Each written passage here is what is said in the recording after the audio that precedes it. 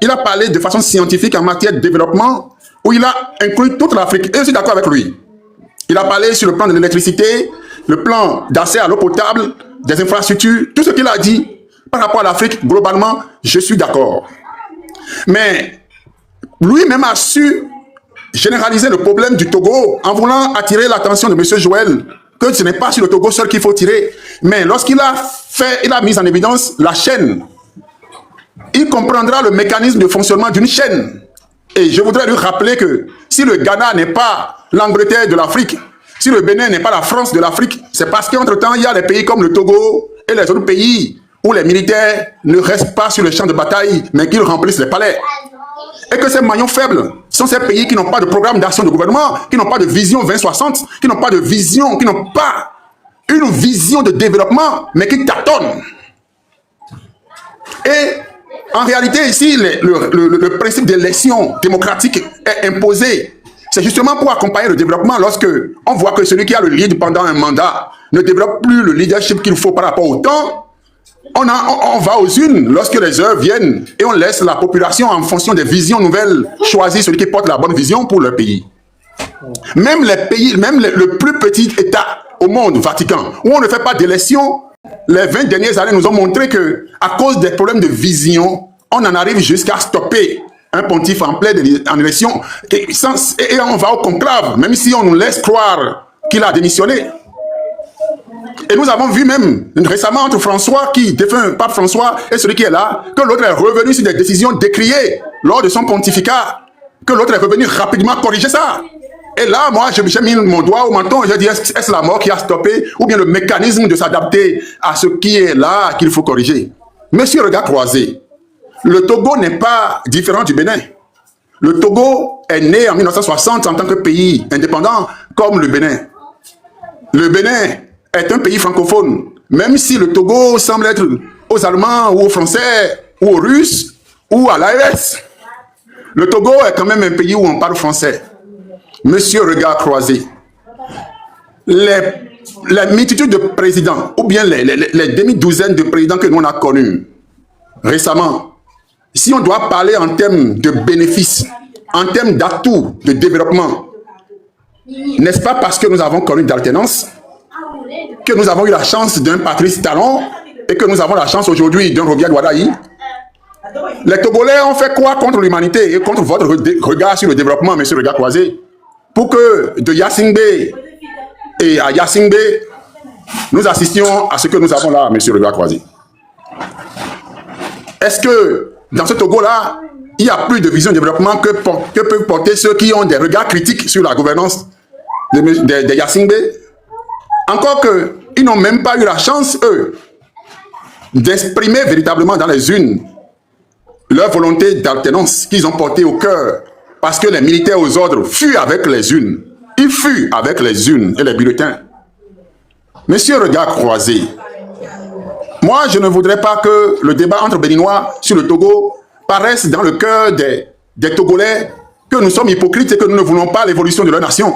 Parce que ce que vous avez porté, et me semble-t-il, que vous avez voulu défendre là, c'est comme si vous n'avez pas envie que le Togo rattrape le Bénin et que les deux soient au même niveau d'égalité afin que toute l'Afrique soit développée comme vous l'avez fièrement dit. L'électricité, comme vous l'avez mentionné, le Bénin est sur le même réseau que le Togo. Mais les 10 dernières années, le Bénin a fait l'effort et continue de le faire, d'installer des centrales. Avez-vous une idée sur ce qui se passe au Togo en ce qui concerne l'électricité? Avez-vous une idée sur l'accès à l'eau potable? Avez-vous une idée? S'il vous plaît. Lorsque vous avez commencé par parler, j'ai reconnu mon grand frère et je suis venu avec mon stylo pour apprendre davantage. Mais quand vous êtes allé jusqu'à dire que vous ne pouvez pas dire le ministre Faure Yassingbe, alors que son institution, sa constitution truquée, rejetée par la commission de la CEDEAO, il n'a pas osé se donner le titre de président. Il n'est pas président. Il est le chef du Conseil des ministres. C'est ça en réalité. Et je voudrais chuter en vous demandant, monsieur Regard Croisé, que le monde est devenu un village planétaire et tout ce qui est bien, à Tchoumi Tchoumi, est bien en Amérique du Nord. Et tout ce qui est mauvais au Togo est mauvais à Cotonou. Et personne ne peut plus faire d'hypocrisie à quelqu'un. Si c'est blanc, comme Joël aime se vêtir, disons que c'est blanc. Je vous remercie. Merci, Joël. Vous savez, je vous ai écouté hein, religieusement. Merci d'ailleurs pour le respect partagé. J'adore la différence. Parce que c'est dans la différence que nous apprenons. L'égalité, on n'apprend rien dans l'égalité. Quand vous avez des enfants à la maison, il y en a un qui est bien en maths, vous n'allez pas l'imposer pour que le Benjamin soit au même niveau, reçoive encore 19 comme l'autre, comme le grand frère. Non. Peut-être que, il est fort dans d'autres domaines d'action. C'est ça la démocratie. La démocratie, il n'y a pas une ligne droite au développement. Ça n'existe pas. D'accord. Et nous devons comprendre aussi que, et c'est pour cela ne pas rentrer dans une acuité politique qui crée l'inertie. Et ça, nous devons le reconnaître, c'est tellement important ce que je suis en train de vous dire. Si nous devons ramener quelqu'un à la barre, à qui nous devons peut-être faire un plaidoyer pour l'éviter 20 ans de prison, c'est la démocratie elle-même. Parce que elle est fragile. Elle ne nous permet pas d'avoir l'absolu. Mais où est-ce que vous l'avez pratiqué? Ça a échoué. Est-ce qu'on peut continuer? Est-ce que j'ai droit à la parole maintenant? Pratiqué? Est-ce que c'est au Congo que vous l'avez pratiqué? Ça a échoué? Est-ce que c'est au Burkina Faso? C'est au Mali? C'est au Niger? Dites-nous où est-ce que vous avez pratiqué la démocratie et elle a échoué? Joël, vous êtes tellement intelligent. Faisons un débat intelligent. Où est-ce que Joël, vous avez pratiqué la démocratie et qu'elle a échoué? Oui, non, la démocratie elle-même, pas définition, dans ses œuvres. Non, nous avons la démocratie, vous l'avez dit, c'est un bricolage. S'il vous plaît. J'espère que... Permettez, monsieur Zach, après lui, c'est vous. Après lui, c'est vous. Il est pressé, là. Il est pressé. En fait, comme la démocratie est un bricolage, on peut assister à des déviances. Parce que quelqu'un peut pousser la démocratie vers le totalitarisme dictatorial. Quelqu'un d'autre aussi peut la pousser vers le bas, vers la somalisation ou un désordre total. Somalie, un pays qui n'a pas de gouvernance, c'est pour cela que le territoire est pris en étau par l'économie de voyoucratie. Il faut comprendre que dans un modèle comme celui du Togo, les réalités politiques ne sont pas les mêmes. C'est pour cela que je ne rentre pas dans un comparatif pour dire tel pays contre l'autre. J'aimerais que ce pays soit comme l'autre. Non, je ne suis pas dans ça. Prenez les agrégats d'un pays, comprenez les réalités politiques et avançons dans ce sens-là. Peut-être qu'il est un peu en retard aujourd'hui, mais il va rattraper les pelotons dans peu de temps. Peut-être. Mais je lui donne toutes les chances possibles. Non pas pour le vitupérer, non pas pour lui dire, toi, tu ne peux pas. Il y a ça, mais je l'accorde. Quel est le modèle politique du Togo? Comment je vais vous dire, Joël, du Togo? Je ne suis pas un constitutionniste, je ne suis pas dans ce domaine-là pour pouvoir parler. Mais c'est faux, puisque nous savons que depuis la nuit des temps, le Togo est dans la dictature. Dans la dictature qui n'avance rien du tout, qui opprime le peuple, qui diale les Togolais. Maintenant, si vous nous dites que tout va bien au Togo et que c'est normal, dites-nous c'est quel modèle, puisque nous savons que pour nous, le Togo n'a jamais pratiqué la démocratie. Maintenant, si vous trouvez des limites à la démocratie, alors dites-nous peut-être que le modèle togolais est mieux. Quel est le modèle togolais? Comment on appelle ce modèle-là? Joël, quel pays a véritablement, fondamentalement appliqué la démocratie? Quand les États-Unis, étant reflet aujourd'hui, va aller chercher le président de Venezuela et ramener chez lui, à la maison. Ah, mais c'est grave ce que vous dites. Non, je demande. Monsieur, attendez, je vais vous montrer. Attendez. En fait, c'est pour vous faire comprendre que... Non, vous ne comprenez pas, c'est-à-dire... Attendez, monsieur, regarde, un instant. Je vais vous dire quelque chose. Là où le monsieur se trompe, bon, c'est vrai, il est un intellectuel, mais je peux vous garantir qu'il y a ces intellectuels qui croient qu'ils comprennent la démocratie. En réalité, ils ne comprennent pas la démocratie. Je vais vous donner un seul exemple pour vous éveiller par rapport à ce qui s'est passé entre les États-Unis et le Venezuela. Je vais vous dire, la démocratie, c'est quoi? On dit que c'est le pouvoir du peuple. Si nous restons ensemble sur ce panel et nous disons que nous votons une loi et nous disons que si quelqu'un nous attaque, étant donné que nous avons les armes, nous avons le nécessaire, nous pouvons aller dans la maison voisine pour le chercher. Mais c'est une loi démocratique. Nous sommes restés ensemble, on a voté cette loi. C'est la démocratie. Et les autres, ils sont plus puissants que nous. Vous-même, vous venez de dire que la nature humaine, l'homme cherche à dominer. Mais si nous, on a voté nos lois et que nous sommes fidèles à nos lois, c'est la démocratie. Maintenant, si les gens, ils ont voté des lois, la question que vous devez vous poser là, lorsque le président du Venezuela, lui, il est en train d'opprimer, il est en train de s'accrocher au pouvoir là, c'est une bonne chose? Non, il y aura toujours des plus puissants, il y aura toujours des faibles. Donc à partir de ce moment, vous ne pouvez pas... Vous avez déjà répondu à la question. Attendez. Joël, vous avez répondu déjà à tout.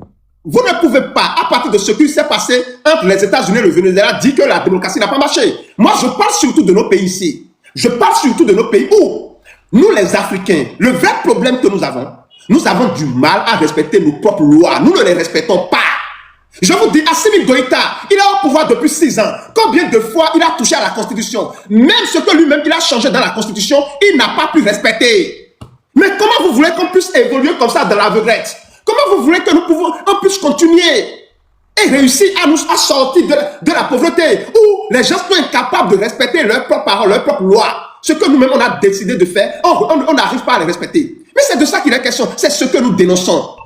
Au Togo, je vous dis, Fagne Gnassingbé lui-même, il a dit en 2010, je crois, en 2010, si je ne me trompe, en 2010-2015, il disait que, oui, en Afrique, pour que nous puissions régler nos problèmes, il faut au plus 2-3 mandats au plus.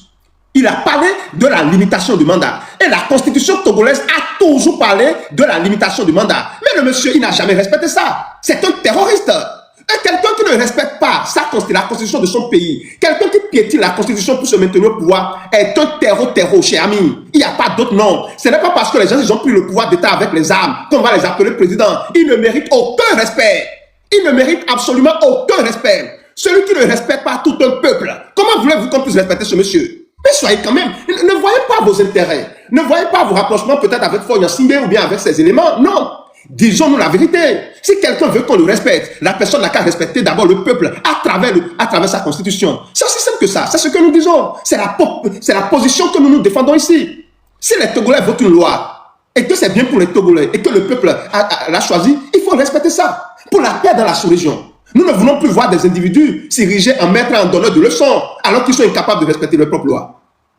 Joël, un petit rappel. Après, je laisse la parole à Zag parce que j'aurais bien aimé de rentrer un peu discuter, de poser un peu l'aspect critique pour dire que c'est pas toujours ce que nous pensons qui est vérité. C'est très important. Vous savez, la démocratie, telle vous l'avez définie, le pouvoir est tellement dangereux. Le pouvoir est tellement dangereux qu'on l'a basculé au sein de la population. Mais la population elle-même, il y en a beaucoup qui sont des analphabètes, qui ne comprennent même pas c'est quoi le pouvoir. C'est pour ça que nous avons les élus du peuple. Ça veut dire qu'une communauté vote un monsieur qui est garant. Lui, sa parole est la parole du peuple. Donc, quand vous avez des députés qui représentent fondamentalement toute la population du nord au sud, de l'est à l'ouest, et que cette population qui a maintenant le rôle régalien de décider, c'est-à-dire les parlementaires qui ont décidé les lois qui sont exécutées, alors c'est tout le peuple qui l'a voté. C'est l'entièreté. Ça ne s'est pas passé comme ça au Togo. Ils étaient en fin de mandat, monsieur Regard Croisé. Ça ne s'est pas passé comme ça. Les députés là, ils étaient en fin de mandat. Ils n'avaient pas le droit de changer la constitution togolaise. Ils étaient déjà hors de leur délai légal. Voyez-vous, ce qui s'est passé au Togo, c'est ce qu'on appelle la mascarade. C'est ce qu'on appelle, c'est-à-dire le vol. C'est ce qu'on appelle la méchanceté. Ils étaient en fin de mandat, monsieur Regard Croisé. Est-ce que vous ne le savez pas? Je suis au courant de ça, mais on va pas en faire quelques pépites de discussion parce que ça ne servira à rien. On va faire des pipons pour rien du tout. Mais je pense que moi, je vais chuter rapidement parce que j'ai d'autres obligations professionnelles. D'ailleurs, je te remercie beaucoup. Hein, c'est toujours un plaisir de te voir toujours de cette façon. Et j'adore ces débats-là. Mais je pense qu'il faut porter un jugement. On ne peut plus constructif sur le Togo. C'est très important. Ça, je pense que ce n'est pas en rentrant vers un discours aussi frappant, aussi, je dirais, jusqu'au boutiste, à critiquer, à vilipender les œuvres que nous allons obtenir de résultats. D'ailleurs, ça permet certainement, ça, pour moi, ça galvanise l'État à voir encore ce qu'ils doivent encore faire et qu'ils n'ont pas pu faire pendant ces années-là. Mais je pense, à mon humble avis, pour chuter, c'est Dieu qui érige les présidents. Non, c'est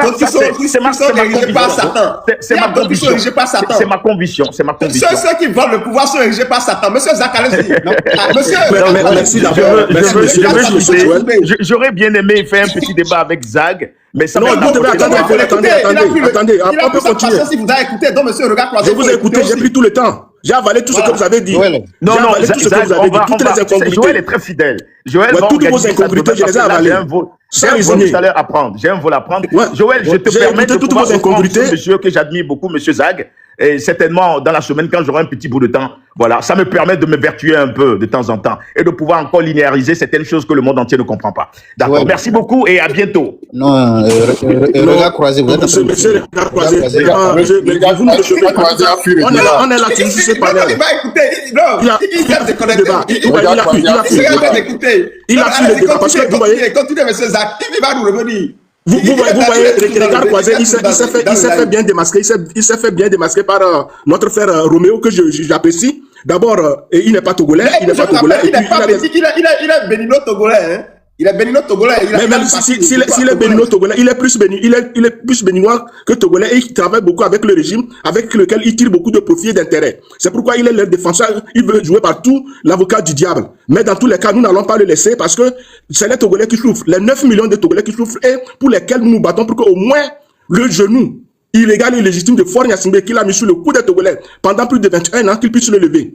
Il est dans l'incapacité de dire la réalité, la vérité à Faure Gnassingbé. Il n'a qu'à le dire. C'est lui-même qui a demandé à ce qui est sur un panel avec un Français que pour que la démocratie évolue en Afrique, au moins il faut qu'un président fasse 1 ou bien 2 mandats. Lui, il a fait jusqu'à 4. Et maintenant, il a changé complètement la constitution. Comme si les Togolais étaient des nullards, des aveugles, des abrutis, des esclaves à éternité, pour que lui, il reste. Et lui-même, il s'est donné un poste que actuellement, lui-même, il se voit être dégradant pour lui. C'est lui-même qui s'est donné le titre de PCM.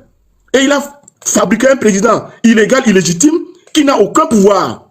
Et la CEDEAO, voyant tout ce qu'il a fait contre le peuple togolais, a dénoncé ça et a fait sortir cette décision pour lui dire que lui-même et sa 5e République, ils sont dans l'illégitimité et dans l'illégalité. À partir de cela, Faure est devenu froid. Il est devenu un monstre froid. Il ne peut pas s'approcher de ta population. Partout, il est sur sa défensive. Il n'arrive pas à dormir. Tandis que les Togolais demandent quoi? Les Togolais demandent qu'il quitte le pouvoir, qu'il arrête cela. Qu'il arrête cela. Mais s'il y a des hommes comme un Regard croisé qui viennent défendre que le Togo, c'est un bon pays et il invite monsieur Joël à aller voir le Togo, peut-être que moi je pense que c'est un traquenard. Que monsieur Joël fasse un mauvais pas, qu'il rentre là-bas et qu'il ne sortira jamais. Donc, c'est très méchant comme ça pour la part d'une personne pour faire des choses comme ça. C'est très méchant. Nous avons des prisonniers politiques qui sont là. Jean-Paul Omolou, qui a eu le malheur, c'est-à-dire de séjourner ne serait-ce qu'une seule journée au Togo, il fait actuellement 5 ans en prison là-bas, découpé de sa famille et des Togolais. Il y a Madame Nyakade qui est là, sa propre femme, qui l'a enfermée. Il y a beaucoup d'autres militaires qui sont arrêtés, qui sont enfermés parce qu'ils ont dénoncé son pouvoir. Donc, pourquoi, si vous voulez diriger le peuple, vous allez avoir peur de ce peuple-là? La preuve, s'il n'a pas peur de ce peuple, pourquoi il n'aimerait pas que ceux qui ont les bonnes volontés pour aider le peuple, comme la population d'Afagnan, puissent réaliser leurs rêves? Il les a interdits.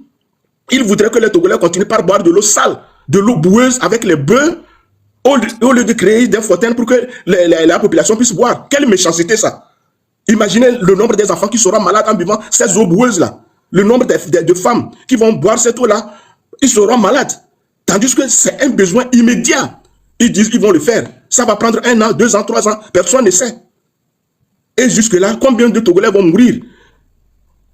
Il y a eu des inondations récemment à Lomé. On n'a jamais vu lui, Faure Gnassingbé, ni son gouvernement. Pour qui il se bat? Quel est le rôle de son pouvoir là-bas? Quand il y a un problème, il fuit les Togolais. Au lieu de venir compatir avec eux, d'apporter le minimum que les Togolais ont de leur richesse pour soulager les peines. Rien de cela. Les hôpitaux sont là. Si vous faites un accident, on vous amène à l'hôpital. Si vous n'avez pas les moyens de payer les premiers soins, on vous laisse là-bas jusqu'à vous allez mourir. Il y a chaque jour les accidents sur nos routes. Depuis 60 ans, au Togo, on n'a qu'une seule route nationale, malgré toutes nos richesses. Et quand on demande cela, on dit que non, il faut donner encore plus de temps à Faure Gnassingbé. Ce n'est pas moi qui le dis. Dans les pamphlets de Mme Nyakade, elle a été très claire. Elle a dit qu'un jour de plus à Faure Gnassingbé, c'est une journée perdue pour les Togolais. Et ça fait plus de 1 an que les Togolais continuent par souffrir. Il ne réagit pas. Récemment, on l'a vu à Kara là-bas. Il était avec un visage très froissé, avec des militaires, avec des armes, comme si les Togolais sont en guerre. Mais avant qu'ils ne se déplacent, on doit éloigner à plusieurs kilomètres les Togolais. On n'a pas besoin d'une personne comme ça. Comme président, si vous êtes président et que vous savez que c'est la population qui vous a élu, on voit des présidents aller dans les marchés, discuter avec les femmes du marché, demander leurs problèmes, qu'est-ce qu'on peut apporter comme amélioration. Mais Faure ne peut pas le faire, parce que lui-même, il sait que la façon dont il a pris le pouvoir, la façon dont il a fait souffrir les Togolais, la façon dont il a éliminé beaucoup de nos compatriotes, la façon dont il a fait fuir plus de 1,5 million de nos compatriotes, Il n'a pas une conscience tranquille. Et les Togolais que nous sommes devenus pour lui ses adversaires ou bien ses ennemis. Ce n'est pas le cas. On a des prisonniers politiques qui continuent par être là-bas, malgré que la CEDEAO a dit que son pouvoir est légitime. Qu'est-ce qu'il attend pour les libérer? Il faudrait que nos populations se lèvent encore pour demander la libération de nos populations qui ont demandé à ce que la Constitution soit respectée. La plupart qui sont là-bas, parce qu'ils ont dit que non, Faure n'a pas respecté la Constitution. Et il ne la respecte pas. C'est lui qui sème le trou pour les Togolais que nous sommes. C'est lui qui modifie les constitutions. C'est lui qui organise des élections truquées. Donc, comme les autres pays de l'AES, à qui il veut aller s'accoler maintenant, pour qu'ensemble, ils vont former un noyau et mettre en défi la CEDEAO, nous allons dire que ça ne va pas aller. La démocratie, comme l'a dit mon frère, c'est une chaîne. Et le Togo, le Niger et le Mali constituent les maillons faibles. Parce que dans ces pays, la démocratie n'est pas respectée. Les hommes prennent le pouvoir sans que la population ne leur confie ce pouvoir-là. Et une fois qu'on a le pouvoir sans la volonté du peuple, ce qui voudrait dire que c'est un pouvoir autoritaire, dictatorial. Donc c'est de ça qu'il s'agit. Mais c'est regrettable que Régard Croisé soit parti. Il voit bien la souffrance des Togolais, mais il essaie de passer par le dos de la cuillère pour dire comme quoi la souffrance des Togolais n'est pas encore trop grave. Ils peuvent continuer par souffrir à partir du moment où lui s'entend bien avec Faure Gnassingbé. Il ne continuera pas à l'appeler président. Tandis que ce monsieur, il n'est plus président des Togolais. Il n'est pas président des Togolais. Nous ne le reconnaissons pas comme président. Il est illégitime depuis des années. Nous savons dans quel état il a pris le pouvoir en 2005. Donc c'est de ça qu'il s'agit. Merci beaucoup à vous. C'est de ça qu'il s'agit. Merci encore une fois, monsieur Joël. Merci beaucoup à vous. Achille Lebon. Oui, bonsoir tout le panel, bonsoir Joël. Bonsoir. Franchement, bon, je ne sais pas si tu connaissais monsieur Régard Croisé là, mais apparemment tu le connais, vous avez déjà fait peut-être beaucoup de débats et qu'il a soutenu en fait la dictature togolaise. Ce sont des gens, c'est vrai, qui sont payés, vous voyez, pour aller laver en fait le nom du premier prisonnier en fait du Togo. Je vous le dis, Faure Gnassingbé lui-même s'est fait prisonnier. C'est pourquoi aujourd'hui, quand bien même il se dit détenant, l'ensemble des pouvoirs au Togo n'arrive pas à circuler librement. Comme normalement, quelqu'un qui a réellement le pouvoir peut circuler, lui-même il n'arrive pas. Je vais vous dire une chose. Tout à l'heure, Régard Croisé disait que démocratie, quelque chose, je ne sais quoi. On lui a demandé quel est le modèle alors politique du Togo. Si le monsieur même n'arrive pas à dire le Togo est dans tel modèle politique, alors lui-même cela voudra dire qu'il ne sait même pas ce que lui-même il défend. Genre, j'arrive pas à vous, je ne sais pas si vous me comprenez. Genre, on lui pose la question, ok, le Togo, ou carrément vous concevez la démocratie d'une autre manière peut-être, et vous croyez peut-être que le Togo est en train de vivre un modèle politique différent des autres pays de la sous-région. Mais nommez alors ce modèle politique et l'intellectuel, avec beaucoup de diplômes, qui se permet d'utiliser un bon français d'ailleurs pour soutenir en fait des incongruités, n'arrive pas à trouver les mots pour nommer, ne serait-ce que ce que lui-même il a avancé comme argument. C'est un peu pitoyable, c'est grave. Et c'est même rejeter de l'opprobre sur ces personnes même qui l'ont missionné pour aller les défendre. Parce que là, il ne connaît pas sa mission. Il ne connaît pas sa mission. Nous n'allons pas tergiverser également sur ça. Peuple togolais, sachez que c'est pour bientôt.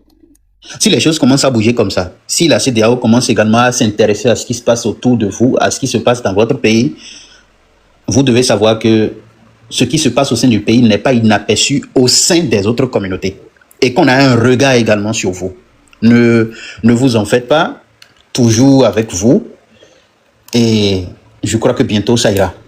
Si déjà le monstre même a commencé à trébucher, d'accord, si et c'est ça qui lui fait peur. C'est pour ça qu'aujourd'hui, le monsieur, il a la paranoïa. Tous ceux avec qui il a fait le coup, il est en train de les emprisonner, il est en train de les écarter, parce qu'il a peur que quelqu'un le renverse, comme ce qui s'est passé entre Blaise Compaoré et Thomas Sankara. Même dans la sous-région, un peu partout, c'est la même chose.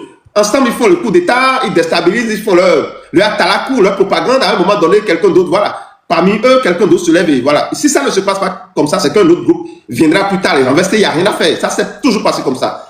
Il n'y a rien. Vous savez ce monsieur, ce qu'il dit là, il ne dit rien de nouveau. C'est la vérité. Allez lire les discours de tous ces gens-là qui ont fait les coups d'État en Afrique depuis la nuit des temps. Vous allez voir que c'est une répétition.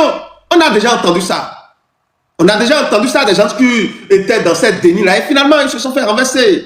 Il n'y a rien à faire. Parce que vous ne pouvez pas.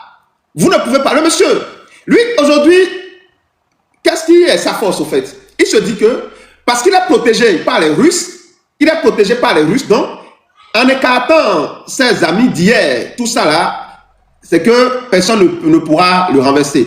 Mais ce qu'il oublie, il suffit simplement que un jour, ces Russes-là arrivent à avoir un accord avec d'autres personnes et justement, il sera lâché. Il sera lâché. C'est clair et net. Tout le monde le sait. C'est pour ça que nous disons, dans cette situation de nos pays africains, moi je ne suis pas un théoricien du chaos, je sais que ça peut aller. Je sais correctement que nous pouvons régler ces problèmes-là. Qu'est-ce qui se passe? Comment nous allons faire? Il faut, chers amis, il faut que nous puissions honorer nos textes et nos lois. C'est le seul moyen. Aujourd'hui, malgré tout ce que Ibrahim Traoré donne aux Russes, malgré tout ce qu'il facilite à la Russie, je vous dis, le jour où ces gens-là, ils auront un meilleur accord, que ce soit avec, je le dis ça seulement comme ça, avec les États-Unis ou la France, ou bien avec même d'autres personnes de l'intérieur, mais il sera renversé, puis c'est parce qu'il n'a aucune force. Ibrahim Traoré, il n'a aucune force, rien du tout, nada. Le reste, c'est juste qu'il se base sur une force qui ne lui appartient même pas. La force d'un État, c'est sa loi, ou bien ce sont ses lois, ses textes de loi. C'est ça la force d'un État. Et personne, comment on peut dire, vous savez, au Burkina Faso, il dit aux gens, vous n'avez pas le droit de faire la propagande de quelqu'un d'autre en dehors de moi. Si vous le faites, c'est à son risque et péril. Vous aurez des problèmes, il aura des problèmes avec vous. C'est-à-dire, ceux-là, les militaires là, qui sont au Burkina Faso aujourd'hui, le monsieur dit, vous ne pouvez, il n'y a personne, vous n'avez le droit de faire l'éloge de personne en dehors de moi. Vous voyez, si vous le faites, la personne aura des problèmes, vous y compris. Et c'est ça en réalité, le problème de ces trucs-là, de ces militaires qui prennent le pouvoir d'État. Il y a des gens qui veulent faire la loi alors qu'eux-mêmes sont des hors-la-loi. Ils veulent faire la loi, aux autres, ils sont des hors-la-loi. Et voilà, c'est la meilleure stratégie que nous utilisons pour nous faire dominer par les puissances militaires ou par les puissances coloniales. C'est toujours ce qu'on a toujours fait. Vous voyez, il se lève, il prend le pouvoir. Regardez le Togo, lui, il est en même temps avec les Occidentaux, il est en même temps avec les Russes, il est avec tout le monde. Tout ça juste pour pouvoir garder le pouvoir. Alors qu'il y a une manière très simple, simpliste d'apporter la paix, la stabilité, le développement à son peuple. Les textes et les lois. Respectons les textes et les lois de chacun de nos pays. On n'a pas besoin d'un homme fort, on a besoin des gens qui respectent les textes et les lois. On a besoin des gens qui respectent les textes et les lois. Sans ça, nous n'allons jamais, jamais, jamais sortir de la pauvreté. Nous allons nous coincer dans ce cercle vicieux. Nous allons nous retrouver coincés dans ce cercle vicieux. Coup d'État, un pas en avant, 1000 pas en arrière. Un pas en avant, 1000 pas en arrière. Le seul moyen de sortir de ce cercle vicieux, chers amis, c'est à travers nos textes, à travers nos lois. Nous allons toujours le répéter. Ces gens-là, regardez, au Togo, c'est la même stratégie. Vous n'allez trouver personne, on doit faire l'éloge de personne, à part celle de Fonya Singbe. Il n'y a aucun homme politique capable de rivaliser. Tu fais, ils vont te prendre. Un homme d'affaires, même si tu n'es pas politicien, si tu es un homme d'affaires, tu dois te caserner derrière le dictateur fort. Si on voit que tu soulèves la tête, tu vas réaliser quelque chose ailleurs dans le pays, on te prend. Ou bien ils vont tout faire pour t'obliger à fuir le pays. Parce qu'ils se disent, lorsque nous allons laisser quelqu'un, c'est ça en réalité, lorsque nous allons laisser quelqu'un, la personne va commencer par réaliser des choses. Vous voyez, Captain Média, ils sont partis réaliser de l'eau et bon, faire un forage pour un village, mais ils ont refusé. Parce que ce que le petit a fait avec ses partenaires, là, si on le laisse, il continue, il aura de la visibilité, le peuple va l'aimer et il pourra peut-être, voilà, nous perturber. Donc, on lui dit non, tu ne vas pas le faire. Et puis eux-mêmes, ils vont réaliser. En tout cas, la réalisation, moi, j'applaudis. L'essentiel, c'est que la population ait de l'eau potable. C'est ça qui est essentiel. Mais, à côté, si nous voulons vraiment réussir les choses là, en Afrique, nous devons, il faut garder nos lois. Il faut garder nos lois. Lorsqu'on est ensemble, comment le pays, repensons nos États. On prend les lois, on vote les lois et puis nous les respectons. Au fur et à mesure, nous allons les actualiser, nous allons les toiletter. Aucun homme ne devrait être au-dessus des lois. Comment on peut dire simplement que si on fait le loge de quelqu'un dans un pays, la personne va se retrouver dans des problèmes? Vous voyez, c'est des bêtises. C'est-à-dire, je ne sais même quel mot. Et nous sommes, étant donné que c'est-à-dire la majorité d'entre nous, nous sommes des analphabètes, des illettrés, on ne se cultive pas. Le monsieur va dire que on ne nous aime pas, on n'aime pas les Noirs. Comme si il y a une race qui est exceptionnelle dans ce monde, et dans cette race-là, il n'y a que de bonnes personnes. Les gens sont tellement ignorants. Ils sont ignorants et devant ce discours, comme ils sont ignorants, ils croient que le monsieur dit quelque chose de potable, alors qu'il ne dit rien. Ibrahim Traoré ne dit rien du tout, rien du tout. Ce n'est que je ne sais pas, c'est un message rempli d'incohérence, d'aveuglement, d'errance, de paranoïa. Je vous dis, le monsieur dit, oui, en Afrique, les Arabes nous ont fait ceci, les Arabes nous ont fait cela. Montrez-moi une seule race. Que ce soit la race noire, la race blanche, les Asiatiques et autres, qui n'a pas connu des périodes difficiles. Une seule race sur cette terre, il n'existe pas. Allez voir les Chinois. Ils ont été assiégés par les Japonais. Ils ont connu des années de souffrance. Des années de souffrance.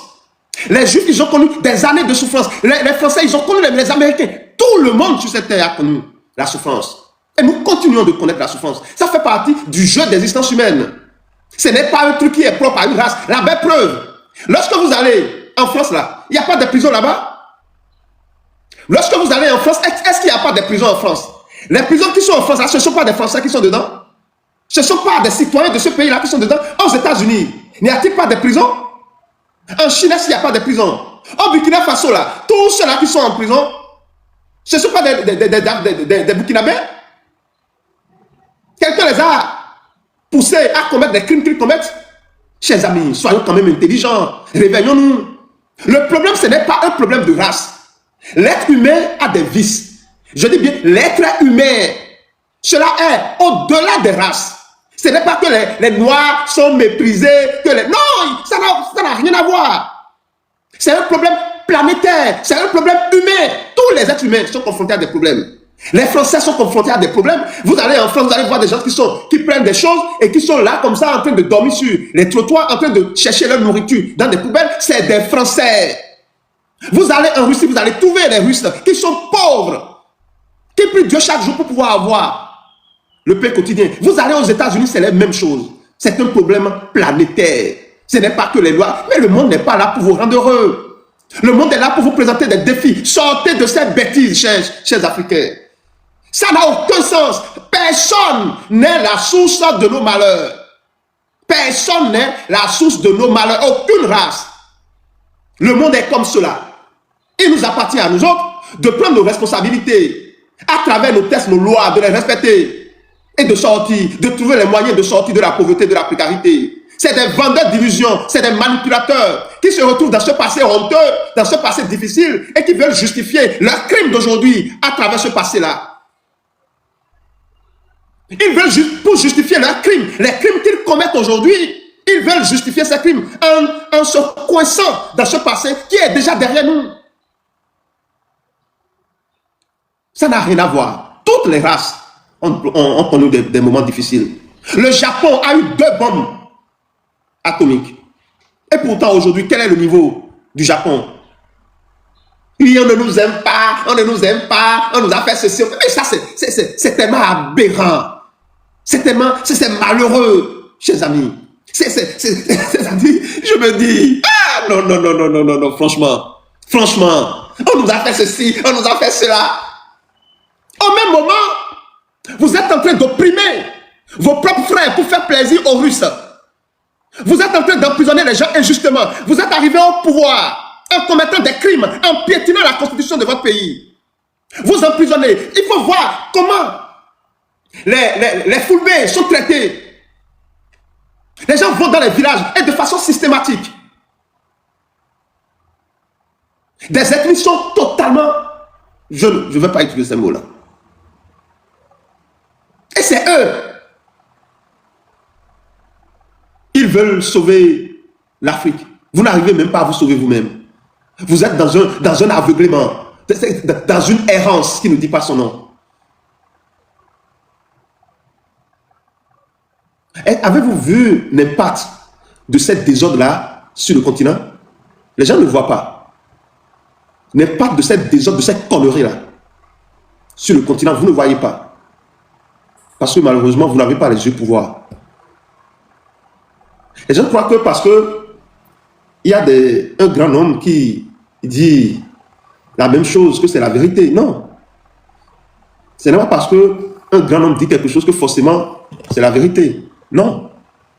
La vérité, c'est la vérité. Le mensonge, c'est le mensonge. Les Français, ils ont connu des moments difficiles, des moments de guerre, de tension. Et ils continuent de connaître ces moments. Les Américains, la même chose. Ils disent que les Noirs, on ne nous aime pas, on fait ceci. Aujourd'hui, les Ukrainiens, il faut voir ce qui se passe entre l'Ukraine et la Russie. Ce sont des Noirs. Ce ne sont pas des amis d'hier. Ils vont te dire, oui, que c'est à cause des Occidentaux qu'ils sont dans leur déni. Les Africains sont dans des dénis. Et il y a plusieurs Africains qui se sont retrouvés en Europe parce qu'ils ont échoué là-bas, ils n'ont pas pu atteindre leurs objectifs. Ils prennent les autres comme des ennemis, alors que personne ne vous empêche de retourner chez vous. Ils sont en Europe, ils sont aux États-Unis, au Canada, et c'est eux qui racontent des conneries, des mensonges, juste à cause de leur frustration intérieure, parce qu'ils n'ont pas pu avoir de l'argent. Ils ont vendu tout ce qu'ils peuvent vendre en Afrique pour aller en Occident ou bien aux États-Unis, pensant qu'ils allaient devenir riches. Ils y sont 10 ans, 15 ans, 20 ans, ils sont toujours pauvres et ils sont frustrés. Et c'est eux, vous allez les voir dans les commentaires en train de raconter des conneries. Qui vous a envoyé là-bas? Si vous êtes fatigué, mais retournez chez vous. Retournez chez vous. Et vous êtes là-bas, vous n'arrivez pas. Et au même moment, il y a des gens qui ont réussi. Agboko dit, tout part, bonsoir à vous. Au même moment, il y a des gens qui ont réussi. Le problème de nous, les êtres humains, ce n'est même pas un problème africain. C'est planétaire. Le problème, c'est que nous aimons trop le suivisme. Quelqu'un a fait, moi-même, je vais faire.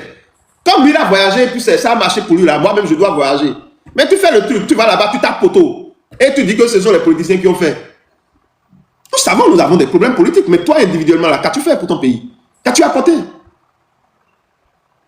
Il ne sert à rien de se cacher quelque part en Occident pour crier, oui, oui, oui, c'est la France, c'est les États-Unis, c'est ceci, c'est... Mais non. La paranoïa. La paranoïa. On dit oui, on ne doit faire l'ouge de personne si ce n'est soi. Sinon, la personne aura des problèmes. Ouais, c'est malheureux. C'est malheureux. Hein. Mais je crois que c'est un tournant. C'est un tournant. Et les choses iront de mieux en mieux. Vous allez voir. Vous savez, la terre, la nature elle-même, et c'est en cela que je rejoins et mes amis les théoriciens du chaos. Vous savez, la terre ou la nature fait ses propres recyclages. Vous voyez, toilettage. Lorsqu'il y a tellement d'hommes inconscients dans un pays ou bien dans un endroit de ce monde, quelque chose se passe et la nature même les nettoie. C'est clair, hein? Cela se manifeste par des catastrophes naturelles, mais par des tensions, par des guerres où plusieurs personnes, vous comprenez, s'en vont, voilà. Ça fait partie des cycles de la nature, quoi. Donc l'inconscience, voilà, lorsque vous êtes dans une inconscience profonde, la nature elle-même va se charger de vous recycler. Puisque vous ne voulez pas aller à la conscience. Il y a plusieurs Africains aujourd'hui qui ont encore une conscience animale, comme s'ils étaient encore dans les casernes. Leur conscience, quand on parle de la conscience, ils ont encore une conscience animale. Les gens ne se rendent pas compte que, imaginez, le fait qu'un groupe d'individus prend le pouvoir d'État et s'impose aux autres, ça c'est animal. La démocratie, comme je le dis, c'est-à-dire, ce n'est pas que c'est parfait au fait. Le système de la démocratie n'est pas parfait. C'est juste que, tout au moins, c'est mieux que la dictature. Le fait que les gens se regroupent et disent, OK, comment nous allons, repensons la façon de vivre ensemble. Ayons des lois, ayons des trucs là, et maintenant, respectons ces lois pour évoluer ensemble. Ça, c'est plus humain. Mais lorsque les gens ils ont des consciences animales, ouais, c'est comme dans la jungle, on vient, on prend le pouvoir, on prend les armes, on jasse ses frères, on jasse ses soeurs, on raconte des conneries, on est dans la propagande, dans la manipulation, et on dit on est le plus fort. Ouais, c'est une conscience animale. Les hommes les plus évolués vont plus vers la démocratie, bien que la démocratie aussi a beaucoup de faiblesses. Mais c'est toujours mieux que la conscience, vous comprenez, des animaux. Ok, je vais permettre à ceux qui sont avec moi aussi de parler un peu et puis on va évoluer dans le débat. Alors, regard croisé, bonsoir à vous. Bon, Joël, merci beaucoup. Je t'ai véritablement écouté. Il y a des partitions qui sonnent on ne peut bien. Et il y en a d'autres dont je ne garderai pas le même narratif. D'abord, il faut d'abord comprendre que le monde, surtout en matière de gouvernance, ne se régule pas automatiquement. Pourquoi la régulation n'est pas automatique? Parce que l'homme est exosomatique. L'homme va toujours dominer l'homme jusqu'à son détriment. Pourquoi il domine l'homme à son détriment? Parce qu'il produit ses résultats de l'extérieur. Si vous prenez les animaux, vous ne verrez pas un chien errant qui rentre dans la maison où se trouve un autre chien, et ce chien qui est peut-être en train de jouir réellement d'une vie plus aisée, prendra l'autre chien errant comme esclave. Mais nous, nous le faisons en tant qu'humains. Nous avons les domestiques, les gouvernantes, ainsi de suite. Dans le règne animal, ça ne se trouve pas. Vous ne verrez pas ça. Donc, c'est parce que nous sommes exosomatiques. Et donc, la vie en elle-même devient une bataille. C'est une bataille. La survie, c'est une bataille. Donc, cette bataille nous conduit nécessairement, vous l'avez dit tout à l'heure, vous avez parlé de suivisme. C'est pas parce que je fais telle activité, tout le monde veut faire l'activité. Pourquoi tout le monde veut faire la même activité? Parce que le premier résultat a été concluant et les autres pensent qu'en faisant la même chose, j'aurai les mêmes rétentions. Donc, il faut d'abord comprendre l'être humain. Mais je ne prendrai pas un couteau ou bien un bâton de jugement sur les dirigeants, pour lesquels je vois certainement quelques images affichées. Pourquoi? Parce que, après plusieurs années d'expérience, quand vous vous rendez compte que le modèle marché-démocratie n'a pas bien fonctionné, et qu'après 60 ans d'indépendance, vous avez utilisé justement cette démocratie, que tu l'as dit, la démocratie c'est un bricolage. C'est un bricolage qui se trouve au milieu du totalitarisme, c'est-à-dire la dictature extrême, et du désordre extrême. C'est comme la vie elle-même. La vie est un bricolage du désordre et de l'ordre extrême. Donc, nous pouvons aller facilement vers les extrêmes sans le savoir. C'est pour cela que c'est très important, avant de porter justement jugement sur la gouvernance d'un pays, il faut véritablement rentrer plus dans les études profondes. Ce que nous pouvons réclamer aujourd'hui, c'est le propre de tous les pays africains. À 60 ans d'indépendance, on s'est rendu compte que les systèmes socio-fonctionnels ne sont pas à jour. Chacun le sait. Et chaque pays fait un effort pour pouvoir résoudre les problématiques de l'instant. Mais en faisant l'effort, n'oublions pas que les besoins ne font qu'augmenter. Ce n'est pas une équation mathématique à un seul inconnu, ou bien un paramétrage où nous connaissons déjà l'inconnu. Non, pas du tout. Parce que l'inconnu est mutant, ne fait que de quitter d'exponentiel en exponentiel. Ce qui fait que vous êtes obligé d'augmenter aussi vos capacités pour pouvoir résoudre au fur et à mesure les questions. Quand nous avons un moyen aujourd'hui pour résoudre un problème d'eau, ce n'est pas toujours dans le rôle 100% régalien de l'État. L'État ne peut pas voir toutes les contrées d'un seul coup. Il revient aussi, justement, à la communauté de voir ce qu'on peut faire pour l'accompagner. Ça, c'est la première des choses. Et je tiens à vous dire, j'aurais bien aimé pour vous, Joël, vu que vous avez des thématiques qui sont très pointues, j'aurais bien aimé pour vous, de temps en temps, de prendre votre passeport, aller faire un peu la sous-région. Je connais d'autres pays dont je fais taire le nom, où il n'y a même pas... Dans la sous-région, je peux me déplacer dans peu de pays, hein, vous le savez. Je ne peux pas me rendre au Togo, je ne peux pas me rendre au Burkina, je ne peux pas me rendre au Mali ni au Niger, puisque c'est des terreaux qui sont au pouvoir. Bon, c'est ce que vous pensez, vous serez même complètement, je dirais, vous serez bien accueilli au Togo. C'est vous qui le pensez, vous serez bien accueilli au Togo sans aucun problème.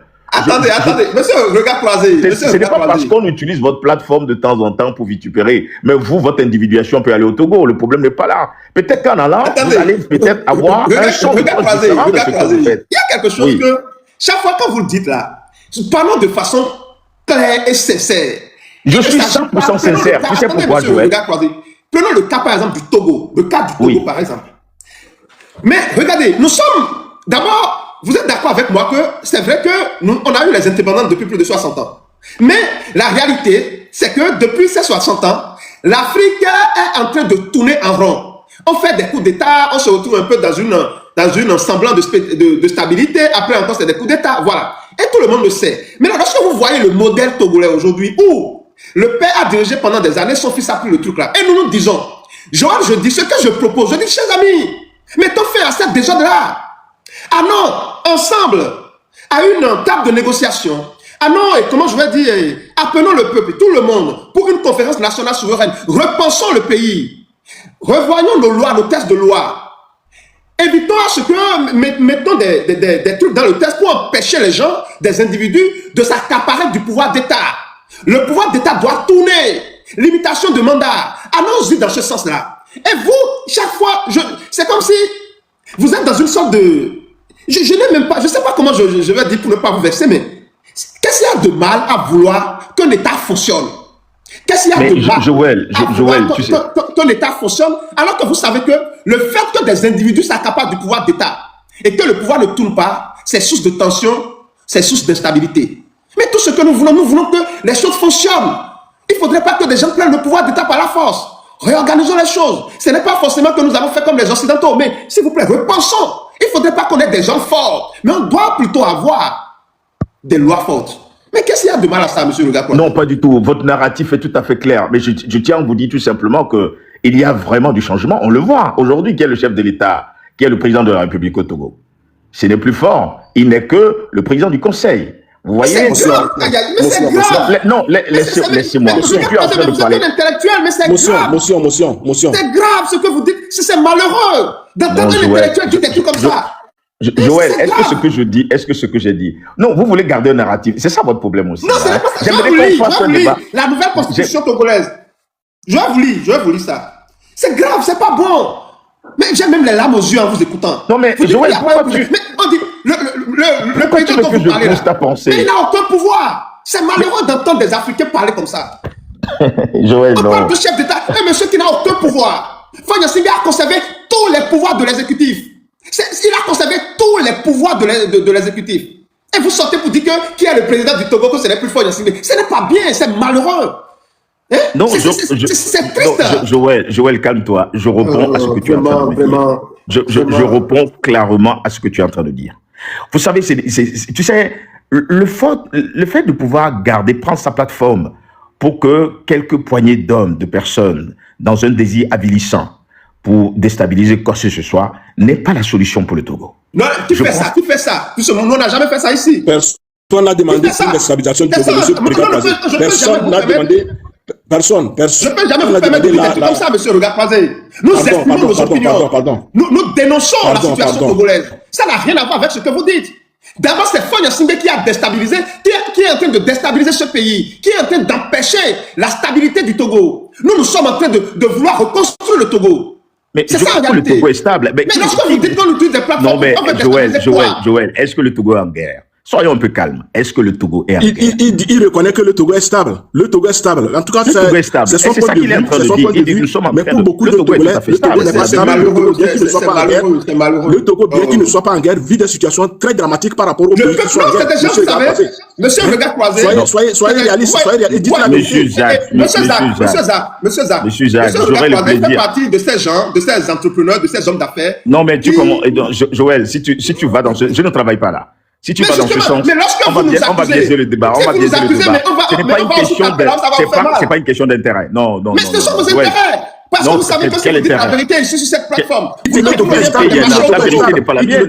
La vérité n'est pas la mienne. Si vous dites la vérité à Fagna Singh, on ne va pas vous donner des marchés. C'est tout. C'est la vérité, vous le savez très bien. Non, mais non, je ne travaille pas au Togo même. Attends, je ne travaille pas au Togo, mais arrête. Mais j'y vais. C'est un pays très calme que je vois très bien. Il a des affaires, il ne travaille pas, mais il fait des affaires avec le régime. Ok, non, on va on va lui donner 5 minutes et il va nous parler. On va tout faire pour l'écouter parce que moi, quand je l'écoute, j'ai envie de pleurer. Non, on va l'écouter, on va faire les Joël, comment vous voulez envie de pleurer quand vous n'avez même pas foulé le sol togolais? Parce que vous n'aurez pas. Vous savez, ce qui est intéressant, rester quelque part et de pouvoir accepter les dilatoires qui viennent un peu partout et de pouvoir organiser un plateau pareil ne vous permet pas de toucher du doigt la vérité. Et ce qui est intéressant, Descartes le dit que la vérité, c'est la certitude et la distinction. Une vérité, quand on en parle, il faut que vous-même vous puissiez vous déplacer pour voir comment ils vivent sur le terrain. C'est comme ça que vous pouvez nécessairement tenir cette vérité. Mais si on vous dit, dans un désir belliqueux, pour pouvoir apporter rien que la contradiction, parce que je ne vous ai jamais écouté parler bien de ce pays, il y a des choses qui se font. Il y a une évolution systématique qui se voit aussi de façon très prosaïque. Je ne dis pas que tout est parfait. Parce que, Joël, je ne veux pas que tu restes seulement dans la dénégation. C'est très important de porter des critiques constructives. C'est-à-dire, oui, il y a eu ça. Il manque toujours pour tous les pays. La preuve, c'est que nous sommes tous des pays sous-développés aujourd'hui sur le continent. Nous n'arrivons pas, après 60 ans, aucun pays n'arrive à résoudre les problématiques sociétales. Le problème d'employabilité, le problème d'eau potable, le problème d'électricité. Regardez même le taux d'électrification sur le continent africain. Vous serez, à part les pays Maghreb et l'Égypte qui sont en train de plafonner 100%, mais l'ensemble du continent, les 54 moins ces États-là, on n'a pas d'électricité. Je ne veux pas que le débat soit seulement centré sur le Togo, parce que vous êtes très intelligent, et il faut ouvrir le débat sur l'ensemble du continent africain. Et c'est ça qui fait qu'à chaque fois que vous êtes, réellement, je vous vois avec votre tissu blanc que j'adore à chaque fois quand je vois un tout mignon garçon, il y a beaucoup qui passent vers votre plateforme pour vitupérer cet État-là. Donc, eux, ils le font dans le sens de pouvoir créer des bouillonnements. Mais les Togolais vivent bien. Mais c'est vrai que tout n'est pas encore parfait. Oh, monsieur, n'exagérez pas. C'est-à-dire, ne mettez pas le couteau dans les plaies. Ne mettez pas le Monsieur Jacques, j'aurais aimé. Non, ne mettez pas le couteau dans les plaies. Personnellement, avoir ce débat.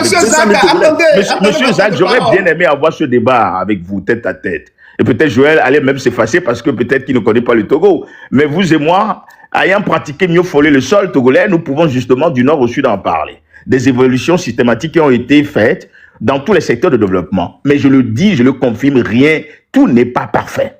Quand vous n'avez pas encore résolu le problème d'emploi, rien n'est parfait. Quand il y a encore des soucis au niveau sanitaire où réellement les gens ne sont pas complètement pris en charge, il y a des difficultés. Mais on peut en parler. On peut en parler, mais dans un esprit constructif, pour le dire, ainsi de suite. Vous voyez? Donc, moi, je ne suis pas dans les critiques, dans la vitupération, insultée. Vous, par exemple, comment vous appelez? Faure Gnassingbé. Moi, je ne peux pas l'appeler Faure, parce que c'est une institution, c'est un chef d'État. Je l'appellerai le président Faure. Vous voyez? C'est comme mon père, moi, je viendrai. Il est premier ministre. Je viendrai jamais. Le jour, écoutez-moi bien. Le jour, Joël. Il n'est pas chef d'État au Togo aujourd'hui, il est premier ministre. Oh, mes chers amis, j'ai la parole. J'ai la parole. Roméo, j'ai la parole. Mettez-moi son micro d'abord, là, ce bonhomme d'Ampère. Voilà. Ok, allez-y. Merci. Tu sais, Joël, le jour où vous allez me présenter votre papa, si je le retrouve, je ne pourrai jamais l'appeler par son nom. Au moins le minimum. Vous comprenez? L'État, surtout l'exécutif, c'est complètement ce qu'on appelle une poubelle. Poubelle parce que quand ça ne va pas, ce sont eux, c'est l'exécutif qui prend les difficultés. Quand ça va aussi.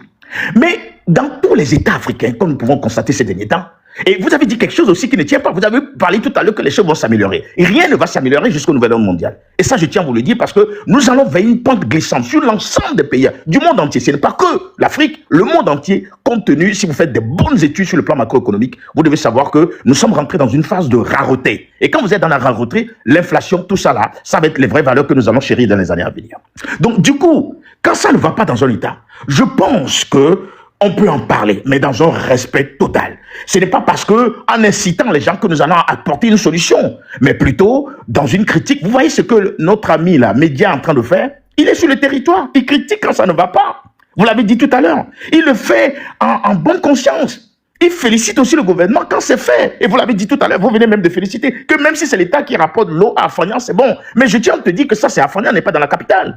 Mais vous allez au Congo aujourd'hui, vous allez mais en pleine capitale, il n'y a pas d'eau potable. Vous allez à Conakry, il n'y a pas d'eau. À Matam, il n'y a pas d'eau. Vous verrez que des jerrycans qui sont trimballés partout. Il y a un travail abyssal qui a été fait. Je ne crois pas que la gouvernance du Togo, le président Faure Gnassingbé va s'asseoir, ou bien le président du conseil et ses ministres, et en plein conseil des ministres, ils vont dormir, et juste midi, dès que ça sonne, ils boivent champagne et rentrent à la maison. Ils pensent aussi à l'État, ils pensent à notre population. Ils ont des projets de développement. Merci. Je vous en prie, laissez-moi parler, cher ami. Merci. Laissez-moi, non, c'est quoi ton problème, cher ami? Laissez-le finir, s'il vous plaît. C'est un intellectuel, laissez-le finir. Aucun gouvernement ne vient tout simplement pour vilipender, pour pouvoir justement ne rien faire, rester dans l'inertie gouvernementale. Il y a certainement les besoins sont on ne peut plus loin que là où les capacités économiques et financières que nous avons. Mais c'est à nous de voir. Ceux qui sont à l'extérieur aujourd'hui, ceux de la diaspora. Mais si vous rentrez, vous pouvez aussi booster cette économie réelle à travers des innovations fertiles, à travers les micro-transformations de nos produits. Personne ne vous dira, on ne vous mettra pas en prison. On a comme l'impression que le Togo, c'est une prison à ciel ouvert, où dès que vous rentrez, on vous capte, ou bien le président est là pour vous contrôler. Non, le problème n'est pas là. Il a le souci de la gouvernance. Quand on le voit même aujourd'hui, on voit dans sa figure, il est fouetté. Il est fouetté. Il comprend le besoin énorme. Vous pensez qu'il veut dormir sur ça? Il veut aussi apporter des solutions. Maintenant, si ça ne va pas, il doit avoir des alternatives. Et j'aimerais que nous parlions de ça avec beaucoup plus de classe et non pas des insultes vis-à-vis de l'institution. C'est une institution d'État, nous devons la respecter. Parce que pour moi, et si nous sommes des chrétiens, on le dit toujours, toute gouvernance vient de Dieu. Toute gouvernance vient de Dieu. Donc, il y a des choses, dans ce respect constant, nous devons démontrer que, oui, ils ont fait des efforts, mais c'est resté insuffisant parce que l'entropie est allée plus loin. Et voilà les solutions que nous pouvons apporter. Et je pense que nous pouvions dégager des solutions. Pas, s'il vous plaît. Je vais chuter, je vais chuter. Donc, pour que nous puissions véritablement, mais en bonne conscience, en bon Togolais, qui aime bien son pays, c'est très important que nos langages doivent être complètement réglés et voir réellement quelles sont les solutions que nous pouvons apporter aussi pour accompagner, comme Média est en train de faire. Média a pu faire des choses extraordinaires. C'est bon. Ça fait les 8 minutes. Attendez, ok, merci beaucoup, on vous a écouté. Je suis là. Chers amis, vous voyez, si on se met dans un débat sérieux avec M. Regard Croisé, Joël me sort d'une autre... merci beaucoup à vous, Madame Meloud. C'est-à-dire, si on se met dans un regard et dans un débat sérieux avec lui, vous allez vous rendre compte qu'il parle bien français, mais en réalité, c'est comme il sort totalement de la réalité. Voyez-vous, M. Regard Croisé, ce que nous disons, ma position, d'ailleurs, Faure Gnassingbé n'est pas légitime.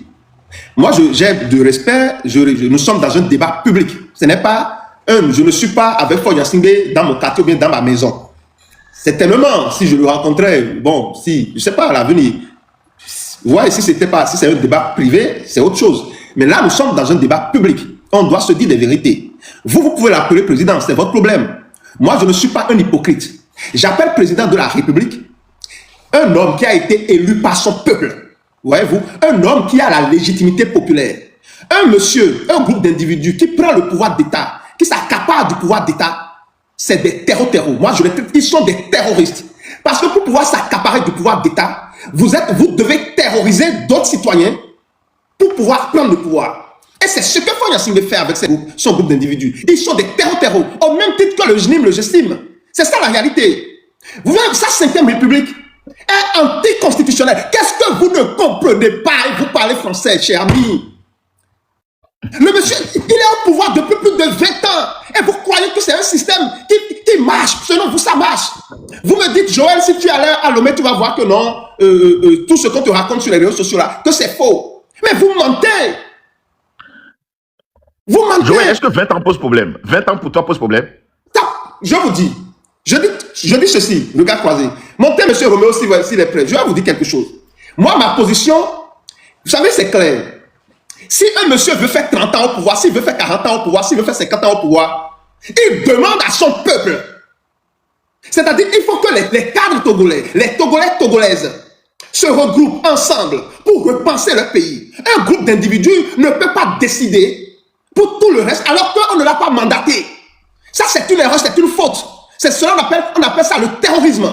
Je vous dis, si le peuple togolais aujourd'hui vote, ou bien on fait des élections, je dis bien libres et transparentes. Donc, n'allez pas me dire, oui, comment les élections sont organisées. Moi, je suis dans le contexte où on fait des élections libres et transparentes. On met en place une constitution. Le peuple adopte cette constitution et dans la constitution dit, ok, nous voulons que désormais, Faure Gnassingbé puisse faire 50 ans au pouvoir. Est-ce que le peuple est d'accord? Si le peuple dit oui, si la majorité n'emporte, c'est ce que moi j'appelle la démocratie. On a interrogé le peuple ensemble a dit, oui, nous voulons que Faure Gnassingbé fasse 50 ans au pouvoir.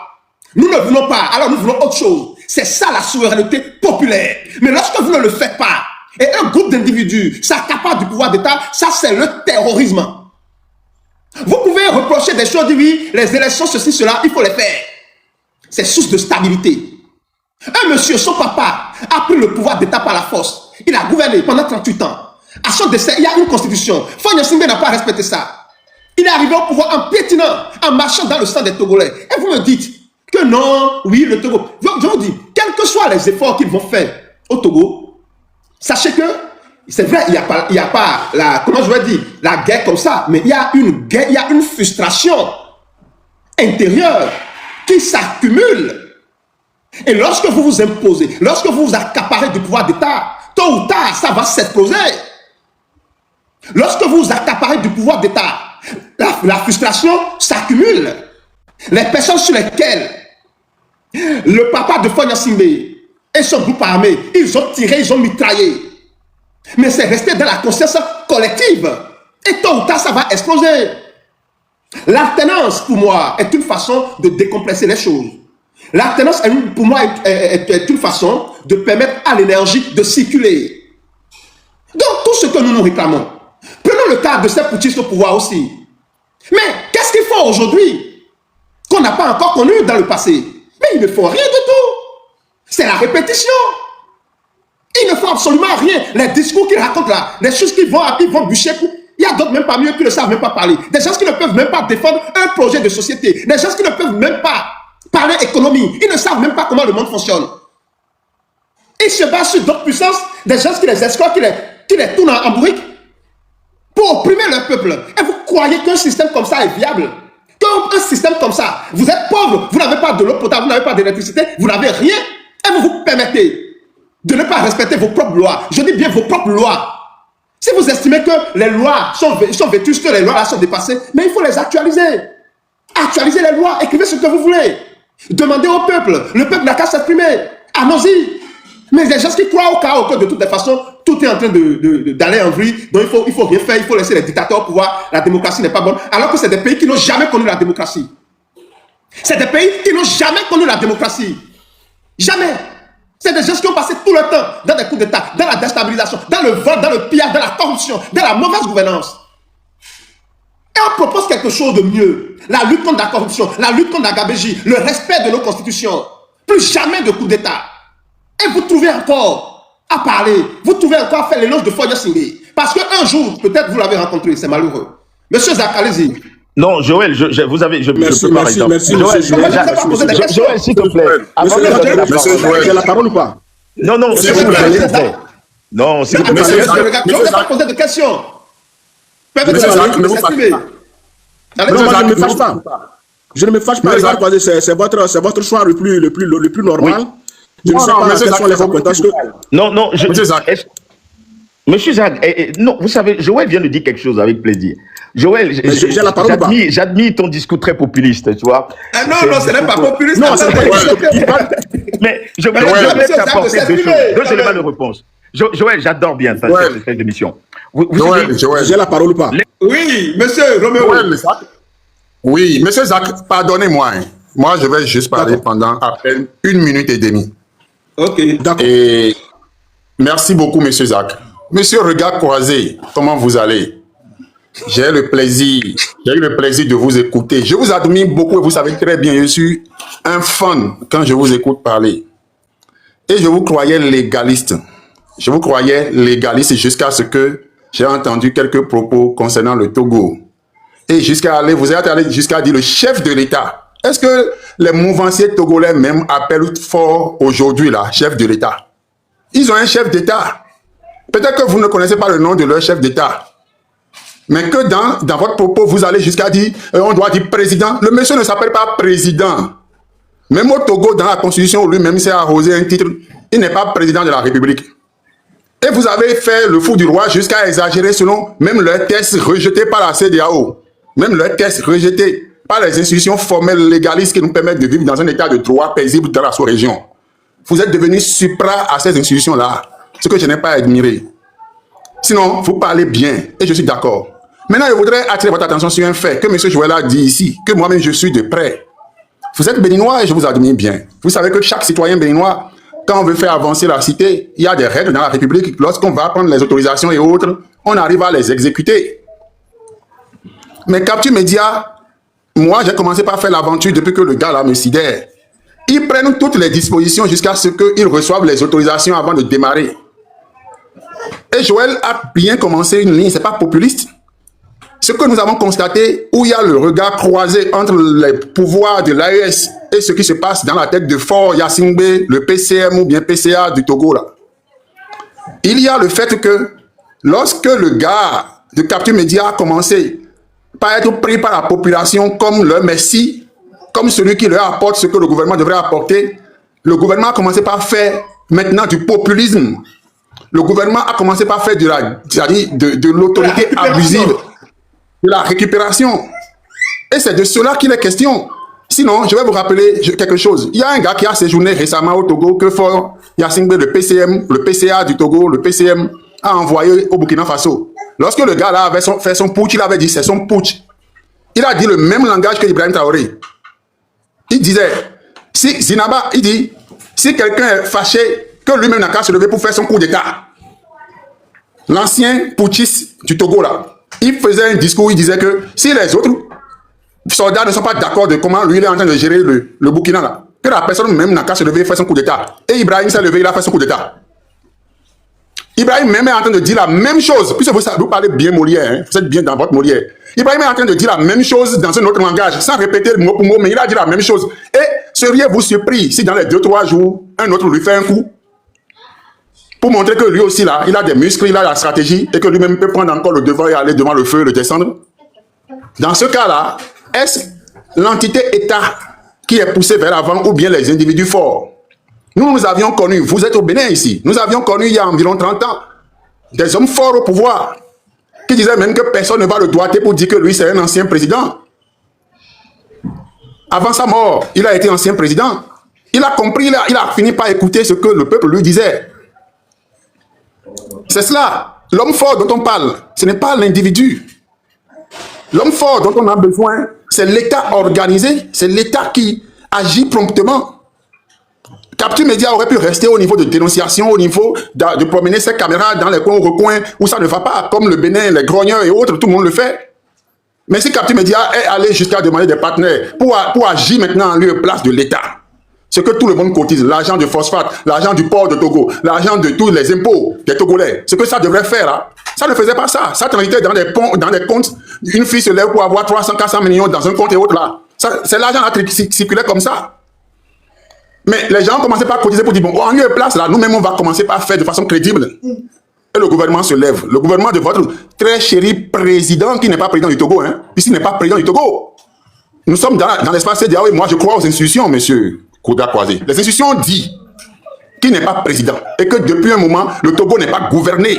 Et la preuve, c'est que Capture Média nous a montré que même les populations ne sentent pas l'impact de la gouvernance de Faure Gnassingbé.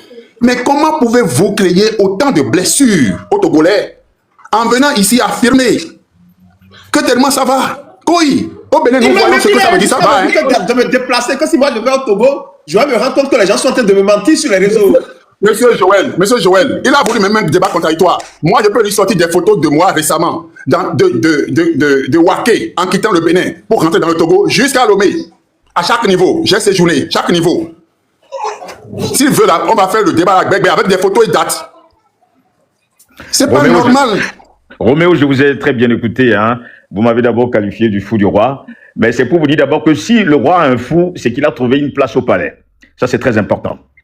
Oui, mais ici, c'est un fou roi. Monsieur, regarde, croisé, vous m'avez refusé tout à l'heure de ne pas m'interrompre. Et j'ai respecté. Je pensais que vous avez fini. Est-ce que j'ai la parole maintenant? Non, j'ai fait une pause. Pour pouvoir à 1 minute et demie. Tapotez, partagez. Merci beaucoup à vous. Moi, j'ai eu la patience. Attendez, monsieur Roméo, attendez un instant. Chers amis, partagez le live, partagez, tapotez, s'il vous plaît. Tapotez, partagez, invitez plus d'amis à nous rejoindre. C'est un débat très intéressant. Nous sommes en face d'un intellectuel, regard croisé. Voilà. Non. Tapotez le live, partagez. À 1000 partages, à 100 partages, 200 partages. Partagez le live, s'il vous plaît. Continuez, monsieur Roméo. Et monsieur Joël, merci beaucoup. Et vous voyez, j'ai bien fait de... Ah, il est descendu? Non, il va revenir. Il est descendu. C'est bien, je voudrais parler d'abord. Monsieur Zach, il va revenir. Il ne peut pas partir. Il est là, il est là. Il aime bien les débats, il ne va pas partir. On est là. Ouais. Super. Vous savez, moi j'ai bien apprécié le principe que vous avez voulu développer, c'est que vous avez inclus toute l'Afrique. Le retard que nous connaissons de l'Afrique. Mais vous avez oublié de dire que c'est une chaîne et que ces problèmes sont dus aux maillons faibles. Et les maillons faibles ici, ce sont des pouvoirs illégitimes qui n'ont même pas de feuille de route, qui n'ont pas de programme d'action de gouvernement et qui n'ont même pas de planning gantellier. Répétez ce que vous venez de dire. Les maillons faibles sont... Allez-y. Je répète Oui. que M. Regard Croisé a bien fait de faire une